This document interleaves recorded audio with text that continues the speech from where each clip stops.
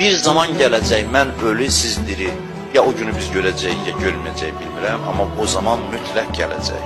Heç kəsin buna şəkki olmasın. O nə zamandır? O elə zamandır ki, birinə desələr dinsiz, məlum olacaq ki, şəxsiyyətsiz adam. Birinə desələr dindar, məlum olacaq ki, şəxsiyyətli adam. Dindar deyən kim deyir, hə, bu şəxsiyyətli adamdır. İndi belədir, xeyr, indi belədir.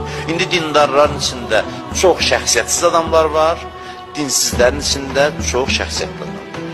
Demirəm, amma dindarların əksəriyyəti, əstağfurullah, elə deməm. Deyirəm, çoxdur belə adam. Əksəriyyət falan deyə bilmərəm. O faiz nisbətini mən bilmirəm. Amma bir gün gələcək, bu din çalxalanacaq, o ki, axirət zaman imtihanlarıdır. Çalxalanacaq, şəxsiyyətsizlər içindən atacaq, şəxsiyyətləri cəlb edəcək.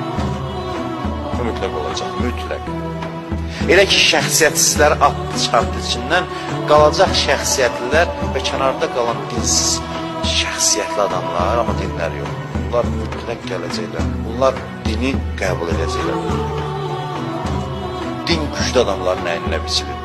Din qüdrətli adamların əyninə biçilir. Heyfdir güclü adamlar dindən uzaq qalsın. Çünki güclü adamlar dinə gəlsələr möcüzələr yaradır, zirvələrə qalxır. Elə məqamları fəth edir ki, heç kəsin belə deyim, oranın iyini qoxusunu hiss eləmir. Güclü adamı gətir dinə, bilsin ki, anladasan ki, güclə din tam mütənasibdir.